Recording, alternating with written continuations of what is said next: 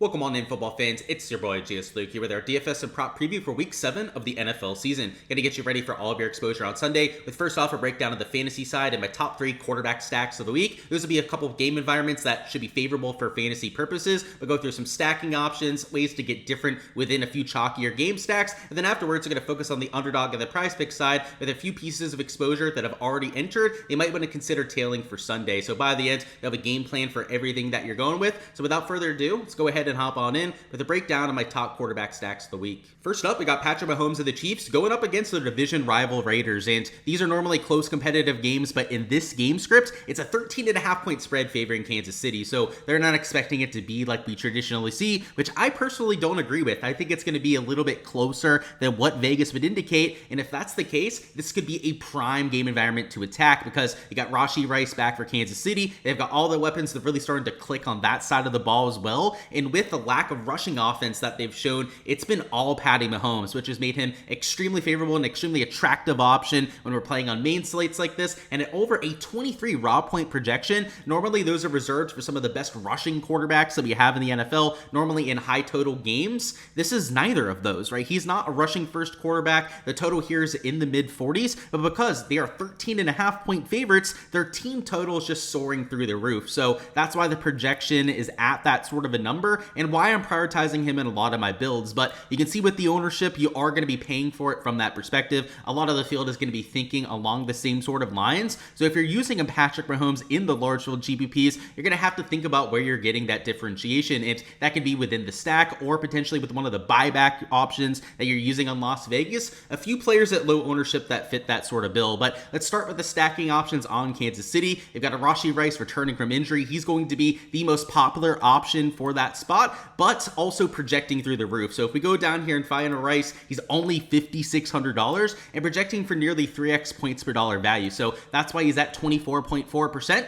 But like you can see on the spreadsheet over here, I've got Worthy with this little bit of an L next to him because he's been, in the offense for a few weeks now. He's been working in, getting very used to everything that they have to offer, but he's not going to be nearly as highly owned this week at $6,100. He's more expensive than a Rashee Rice, and he's only 6% owned. So if you're looking to get slight differentiation to the field within that more popular stack, he's somebody that you can do that with. But a Travis Kelce at tight end, he's sub 10% over there. So if I show you that, Travis Kelce is 8.8% in my projections right now. A Hollywood Brown, he's also not that popular at the wide receiver position. So if we go ahead and control F and find him on here, you'll see that he's only 1.1% at the wide receiver position. There are options you can use to get that differentiation. Even a Juju Smith-Schuster, he's not going to play as much now, but he'll still play probably 10 to 25% of the snaps, or one of these running backs for some potential correlation out of the backfield, whether it's a Pacheco or a Hunt, or even a Smith who's been playing a lot more as the season goes on. Especially those running backs, if you're using along with the Patrick Mahomes, are going to give you a bunch of differentiation right there. So I don't think it's as simple as just looking at the quarterback's ownership and saying like, oh, wow, you can't find any differentiation there. If you're a little bit more creative about who you're stacking up with Patrick Mahomes, you can accomplish that kind of a feat. And then you can see with the buybacks, I've got it down as a sometimes. Not every single lineup is going to have a Raiders player on it. But if I'm right about this being a more close competitive game script, not playing to the 2 touchdown favorites on Kansas City like the spread would indicate, then you probably want somebody from that side of things. And you got a Jacoby Myers, maybe a Brock Bowers coming back, but if Bowers doesn't come back, Mayer is going to be another solid value play at tight end. That's what the exclamation mark means, potential value to be had if Bowers sits again. You got Trey Tucker at the wide receiver position, Genty out of the backfield, or even a Beckett wide receiver who started to shine over the last couple weeks, are all players that you can use for some differentiation. And a Meyer at tight end as well are going to be getting 10 to maybe 15% ownership, but a Trey Tucker going to be extremely low owned. A Beckett wide receiver is going to be sub 1 or 2% at that position. A Genty also about 10% ownership. So if you're careful and if you're even looking for a super low owned buyback like a Trey Tucker, they exist on that side of the ball. So that 15% ownership at quarterback isn't doing us any favors. But if you're intentional, and as long as you're forcing in one of those low-owned players at some point, you're going to be okay in the large field GPPs. So my main piece of advice when using a chalkier quarterback like this would be to set up a second role in your optimizer that not only are you stacking when you're using a Patrick Mahomes, I'm using 1 to 2 pass catchers in every single case, but you might want to add a second role or a second, group on your optimizer, however you accomplish these sort of things when you're playing on a main slate, but to make sure they have a low-owned stacking option in there as well. Maybe it's the Worthy, a Mayer, a Tucker, a Juju, one of the running backs that you have on the Kansas City side, just forcing in one of those players in your 3 or 4 player stack to make sure you're not duplicating yourself with a lot of the rest of the field. Next up, we got Dak Prescott going up against the Washington Commanders, and the total in this game is just absolutely ridiculous. It's 54.5 points on a lot of the sports books, so whether it's the Dak Prescott side or the Jane Daniels side of things, I'll be stacking both sides of it in quite a few lineups. Worth noting as well that although Patrick Mahomes is the core stack that we were going to focus on there,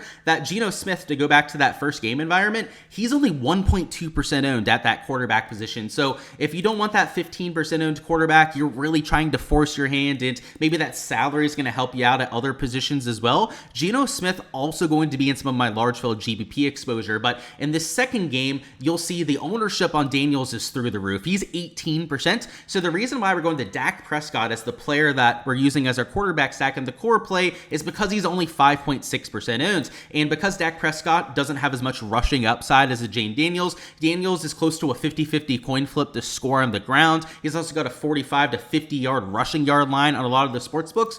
Dak Prescott will rush at times, but he's only got like an 8 to 12 yard rushing yard line. So infinitely less upside at that position, in particular the score in the red zone. Daniels has 5 to maybe even 6 times the rushing touchdown equity of what you have with the Dak Prescott. But if Dak's going to get to 25 to 30 fantasy points, that means that he's bringing along wide receivers along with him. So just like a Patrick Mahomes, who also does have a little bit of rushing upside, but not overly rushing upside like a guy like a Jane Daniels has, I want 1 to 2 pass catchers along with him. And that kind of correlation is great for the GPPs, because if we're going to get a nutted performance at quarterback, somebody that's going to be the optimal play at that position, then it's great to have some of these pass catching options along with him. And a CeeDee Lamb, I've got the question mark next to him. He is technically questionable as of now. If he plays, I would give a massive boost to this whole offense as well. If he's out though, George Pickens is going to be a borderline must play. Ferguson as well, he's another player that's going to be a borderline must play. His projection would go over a 3x points per dollar projection if CeeDee Lamb was out. If he plays though, they're all playable, and Ferguson, if CeeDee Lamb is into the lineup, is going to be super low owned. It's going to be sub 10% for the first time in a few weeks, and the price tag isn't overly expensive. Pickens, he's also, if we have a CeeDee Lamb in the lineup, he's not going to be as popular as what he has been for the last few weeks. So that's going to be a piece of news that we're going to have to keep an eye on within this stack. But at 5.6% at the quarterback position, we've got guys like Ferguson at sub 10%, a Tolbert at a sub 5% at that wide receiver position. He's probably the lowest efficiency in terms of price tag of all these players, but if you need a piece of differentiation, he's a clear piece to do it with. But on the buybacks, assuming that Debo plays, he's going to be one of the more popular options that you can use on that side, but you're going to have your Chris Moores, your Zach Ertz, your JCMs at the running back position that none of them are tracking to be chalk at this point. You've got an Ertz who at the tight end position, let's look at his ownership, he's at about 7.7%. JCM's a little bit more popular. He's 13.9% at the running back position, but he's far from the chalk in that sort of a range. And though Deebo Samuel isn't a lock to play at this point, he's going to be popular if he plays, currently at 28.5% projected ownership. A lot to do with Terry McLaurin already being rolled out. But if you go to anyone else for some of that differentiation, you're going to be able to get somebody that's sub 5%. And if Deebo Samuel's out, by the way, I have this exclamation point next to a Moore. Chris Moore's projection is going to be one of the best on the slate. In fact, he'd be in that 3.5x to 4x points per dollar mark. He would also probably be by far the highest owned player that we have on the slate as well. That's because he's nearly the minimum price at wide receiver. He showed a lot of chemistry with Jane Daniels with some of the wide receiver injuries that they had last week. And he's going to be extremely high owned if Deebo Samuel's rolled out. So maybe these buybacks aren't the best pieces of that leverage, but within the actual quarterback stack itself at 5.6% at quarterback, and these guys that are sub 10% stacking options, that's where you can get some of that differentiation. And I am going to be using Jane Daniels in some of my lineups too, but more so in my single entries or cash lineups where the ownership isn't as big of a deal. And because he does have more rushing upside than some of these other quarterbacks we've talked about, I'm willing to play him naked or with only one pass catching option in a few cases. So he's not really going to be the same kind of correlation that we have in these other two spots, which can be a positive. It's great for cash lineups to have that kind of flexibility, but in large field GPPs where we're playing for a very specific outcome, we're hoping to hit that home run game script where it goes over the total and it's extremely competitive. The correlation that these more passing heavy quarterbacks have can actually be favorable for those kind of builds. And then the last quarterback we've got here is going to be Justin Herbert going up against the Indianapolis Colts. Another barn burner, should be a close competitive game. And Justin Herbert, without his top two running backs, has been extremely passing heavy. And for this week, it's going to be Vidal and Haskins that they're running at a platoon at that position. But McConkey, Johnston, and Keenan Allen at wide receiver. He's got all the receiving options that you could hope for. Gadsden at tight end has shown some upside, young yak tight end early in 2025.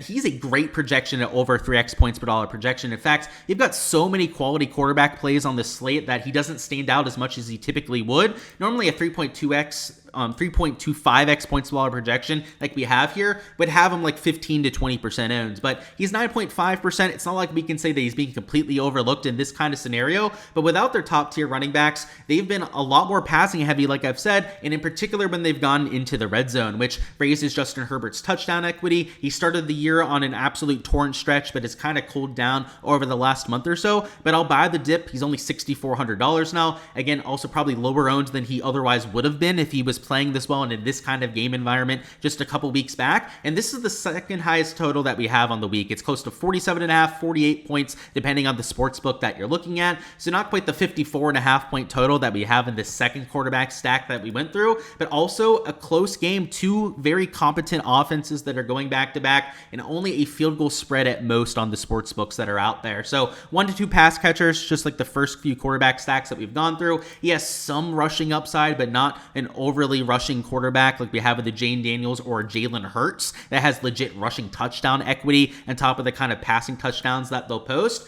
But the stacking options are fantastic. McConkey is going to be a little bit popular, especially after having his first really big week of 2025. Luckily took advantage of that at low ownership, but now Quentin Johnston, who started the year on that hot stretch and then kind of cooled off over the last couple weeks, now he's the low owned one at only 5.6%. And if you remember, when Justin Herbert was going off, was directly correlated to when Quentin Johnston was going off. So if Johnston is going to be that leverage play, that's why we have that L on the stacking options over there, then I'm going to be flocking to him in a lot of my GPP lineups. But you've got a Keenan Allen, I believe he's about 10% owned. Yeah, 10.3% in my latest batch of projections. At Gadsden, sub 5% at the tight end position. So if you really want to get different, he would be an option to do so. But you can even go to one of these running backs for a little bit of correlation out of the backfield. Not my favorite because neither one's really known for that receiving upside. But if Vidal, he's 9.8%, not really getting that much differentiation there. So like I said, personally not my favorite play. Even a Haskins, he's 0.6% owned, but not a whole lot of receiving upside there either. It's more so Justin Herbert getting to his pass catchers that I like. A Johnston really sticks out there. And then with the buybacks, you've got plenty that makes sense as well. You have a Josh Downs who's already been rolled out.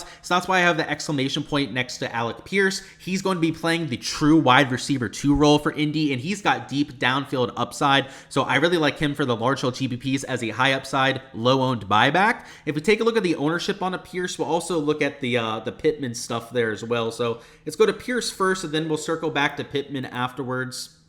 I guess it's P-E-I, huh? If I spelled that incorrectly. So let's just scroll down. We'll do it the old-fashioned way and make our life a little bit easier. There's Michael Pittman, 8.8% ownership. He's not low owns, but he's also not chalky at that portion of the board. And then we'll just search by the Chargers to make our life easier. There's Josh Downs, who's already been rolled out. But Alec Pierce, 8.4 point projection. It's not like he's popping through the roof here.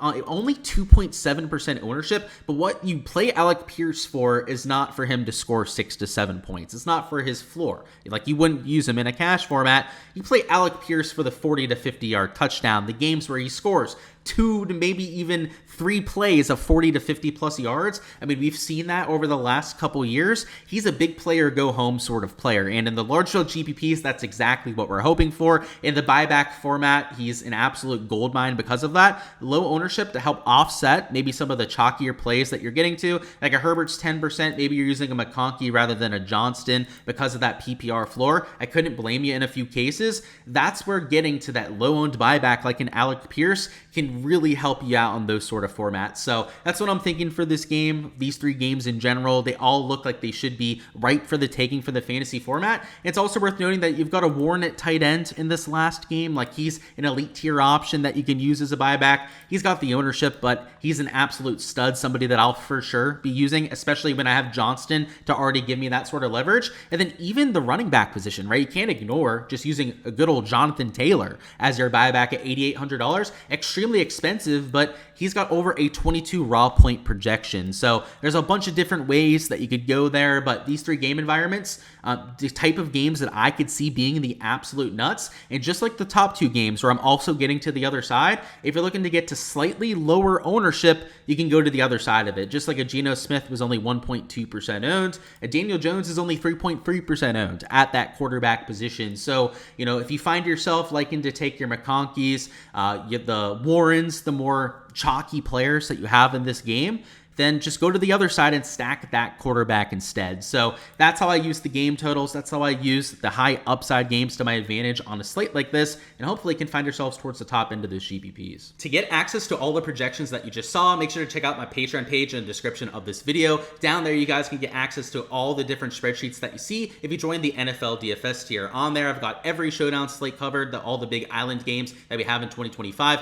every main slate that we have on the schedule throughout the rest of the season. So check it out if you guys haven't already. Again, link down in the description of the video to go out there and check it out. Only $15 a month to join the NFL DFS tier gives you access to every version of the spreadsheet that I have. These projections will get more mature as the week goes on. Ownership will more accurately reflect the sentiment of the industry, so you can make your game theory decisions. You, of course, adjust the projections for some of the injury news that comes in as well, so that you have all the information you need to go out there and take down some large field GPPs, and for a very affordable price as well. So again, link down below to check out the Patreon page. But now let's move on to the prop and the betting side. And now for the prop and the betting side, where I've got a couple 2-leg parlays you might want to consider tailing for Sunday. And we're going to start on Prize Picks with this 2-leg slip. It ends up paying 3x if we go 2-0, and it's for the Eagles and the Vikings game. And what is only a 1.5 point spread, I personally don't agree with. The Eagles are the favorites, but I think that could be 3 to even a 5-point spread. The Vikings are still without their main quarterback and are going with Carson Wentz very likely for Sunday. If McCarthy plays, he's also going to be a bit banged up, so I'm not even sure that that's really an upgrade over Carson Wentz. So that's why I have to lean towards the Eagles here. And if they're playing from ahead, that would be favorable for the kind of game script that we're playing for. But even without a massive lead, or even without a massive game script helping us, both of these are line value, so I'm willing to mix them in. So let's start off with Saquon Barkley for the anytime touchdown. He's at 0.5. He's at even money over here on a site like Prize Picks. And on a few of the sports books that have started to post anytime touchdown lines, he's minus 130 or more odds. And while we don't have the two-way markets quite yet, that's what Pinnacle will end up posting, where you can take the yes and the no. They're usually pretty close to what they're posting on Draftkings and FanDuel these days. A year, even a year and a half ago, they didn't have to deal with a lot of these prediction markets, and they weren't posting nearly as fair of lines when it came to these one-way markets. But over the last couple months, they've started to get closer to the actual true odds. So that minus 130 mark might actually be close to what Pinnacle posts them for that two-way market. And at minus 130, it's not quite plus EV value on this sort of combination, but I don't think they have the Eagles as big enough favorites here. Like, I know it's looked a little bit sketchy so far this year, but they have a winning record. They've eked out some big wins against some of the better teams that you have in this entire league. I don't think you can completely dismiss that, especially with the kind of track record they've had over the last few seasons. And Saquon Barkley is one of the running backs with the most touchdown equity of anyone in the NFL, can score you a rushing touchdown, a receiving touchdown out of the backfield, and he's scored in 4 of his 6 games so far without really the big play being a factor. Like, normally you get those 40, 50, even 60, 70-yard touchdowns from Saquon Barkley over a season, and that hasn't really happened so far in 2025. So already about a 67% touchdown equity without that kind of upside just makes us a no-brainer at that even money number. And considering that we're maybe getting slight correlation between these as well, makes it an even better take for me. And then on the other side of this, we have a Justin Jefferson over on receiving yards. I personally took a combination with Saquon Barkley anytime touchdown and Carson Wentz over on passing attempts on Hard Rock Bet. That was at 31.5. But if we take the 31.5 number, which is available on Prize Picks, I guess I'll just go ahead and show you guys what that looks like. So where's the passing attempts mark? I know, there it is right there. I knew I was looking at it, but it was just right under my nose. If we take these two, it's only 2.75x. So on the Hard Rock site, where the payouts are a little bit different, it was actually a full 2x payout, or plus 200 payout over there if we ended up taking that. I went to the Justin Jefferson over on receiving yards instead, because he's at 81.5 at the very least on a lot of the major sports books, if not at 84.5 on some of them. So it's a 1 to a 4 yard line difference, which does make it close to that plus EV value. And it makes sense with the script as well. We're expecting the Vikings to pass the ball a whole lot if they're playing from behind. That was the idea with the Carson Wentz line at 31.5. If you want to play that on a Hard Rock bet, then by all means, feel free to do so. Slightly better payout, also a more plus EV lean on this second number there, because you've got the juice and a little bit of a line discrepancy compared to a few other books that have Wentz at 32.5 passing attempts. But Justin Jefferson's a pretty solid lean here as well. We get the full 3x payout when we go to this instead. Still a little bit of line value that we're dealing with. And ideally, if I end up being right about the Eagles being more deserving favorites than that 1.5 points, then we're going to get an advantage and a boost in both cases. And when you can get a 3x payout, when you're not getting a correlation negative multiplier like you do on some of the websites like Underdog, like if you took this kind of combination of Underdog, they have multipliers not only on those kind of leans, like Wentz is like 0.89x, Saquon's like 0.89x to score, so that kind of ruins it to begin with. But even if, let's assume that they didn't have multipliers on them, they have stricter correlation rules on a site like Underdog. They're going to give you less than that 3x payout to begin with. So that's why it's, you really want to line shop on these pick'em sites. Make sure you're getting the best payout available. And also why you want to compare them to some of the single game parlay odds that you can get on the sports books as well, because that's exactly what we did on this, right? Making sure that we got the full 3x payout on these pick'em sites is massive if you're trying to be plus EV long term. So check out my Patreon page for all of the Prize Picks exposure that we're taking. But the other slip that we're going to take for Sunday is going to be a Hard Rock Bet single game parlay, which I got for plus 220, so slightly worse odds on this now. You did see the Jaden Daniels prop really start to bump heavily, but still I would take at plus 190 here, because it's close to that 3x payout that you would get on a pick'em site. And if you took these two on a pick'em site, you're not getting anywhere close to 2.9x. So let's go ahead and show you exactly what I mean. So Javonte Williams is an anytime touchdown that we're mixing in for this, and you can see he's a Green Goblin prop. And then on the other side of it, it's a Jane Daniels over on passing touchdowns, who in one of the highest total games that we have of the week is a no-brainer for me. And in fact, look at this. Prize Picks has ripped it off the board entirely. That was at 1.5 and even money when I took it on Prize Picks myself, which was another slip that I ended up entering with actually another place of plus EV value that I already found. But on Hard Rock Bet, when I first took this over at Jane Daniels and posted it to my Patreon page, he was plus 100 towards the over. And a site like FanDuel, which I don't have up right now to show you the exact number, he's minus 144 towards the over. The books that have Jane Daniels posted are minus 130, minus 135 towards the over, and it makes perfect sense. This is a total of 54.5 points between the Commanders and the Cowboys. They're both very close. It's only a 1-point spread between the two teams. Close competitive shootout that Vegas is projecting for in this scenario. How was he favored to go under at 1.5 passing touchdowns? Like, I know he has some rushing upside that he brings to the table, but he's thrown for over 2 passing touchdowns for a lot of his career, and he was only, just brand new to the league. It's not like he's a passing quarterback that's been around for 5-6 years and is a veteran. He's already hitting the over at this 1.5 mark at like 60% rate for his NFL career so far, and now he's in a 55.5 point total, a 1-point spread. Could even potentially be playing from behind. They are the slight underdogs against Dallas in this scenario.